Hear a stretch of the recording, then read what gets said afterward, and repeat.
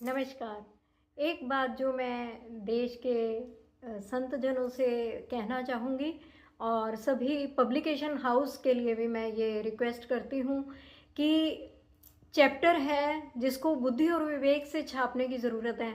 हर जगह ये तुलसी जी की उत्पत्ति के बारे में जहाँ उनका परिचय दिया जाता है, तुलसी जी का, वो यही परिचय दिया जाता है कि वो जालंधर असुर की पत्नी थी और भगवान विष्णु का उनसे जब युद्ध हुआ तो भगवान विष्णु से जालंधर का संहार नहीं हो पा रहा था। और फिर जब पता लगा कि इसलिए संहार नहीं हो रहा है कि उसकी जो पत्नी है वृंदा, वो एक सती औरत है और उसका फिर भगवान ने सतीत्व भंग किया, तब जाकर जालंधर असुर की मृत्यु हुई। देखिए वहाँ पर तुलसी शब्द नहीं है, ठीक है।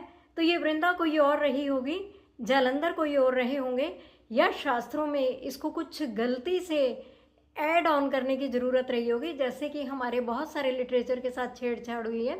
ये स्टोरी उसका रूप भी हो सकती है। कुछ तो गलत है, क्योंकि वृंदा जी का जो तुलसी जी का परिचय है वो इस प्रकार से आता है कि जब अमृत मंथन हुआ, जब समुद्र मंथन हुआ, उसमें से अमृत निकला और अमृत के बाद एक मंडलाकार तुलसी निकली। उस वक़्त वृंदा शब्द नहीं यूज़ किया गया, तो तुलसी जी निकली और जिसको सभी देवी देवताओं ने अमृत कलश के साथ उनको अर्पण कर दिया और भगवान ने तुलसी जी को स्वीकार किया, और इतना ही वर्णन है।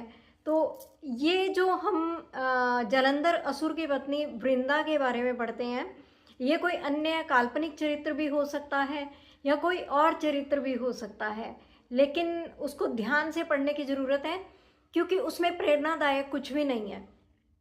उस प्रसंग से हमें कोई प्रेरणा नहीं मिलती है, लेकिन हाँ, वृंदा की तुलसी की उत्पत्ति हुई और भगवान ने उनको स्वीकार किया। ये एक सेंसिबल इंट्रोडक्शन है, तो इसको चैप्टर से हटाया जाए।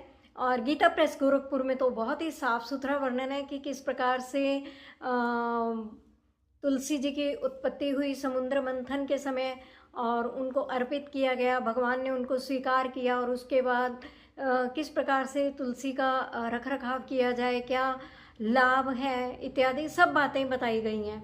लेकिन ये जो है ना, हजम नहीं होता। और इसको प्लीज़ मैं रिक्वेस्ट करूँगी कि जब भी आप कार्तिक मास की कथा लेते हैं, उसमें इस वाले चैप्टर को ध्यान से देखिए, और अगर है तो उस बुक को परचेज मत कीजिए। ऐसा हमें मिक्सिंग वाला कोई भी लिटरेचर नहीं चाहिए जो हमारे धर्म के ऊपर और हमारी सती देवियों के ऊपर प्रश्न चिन्ह लगाता हो। नमस्कार।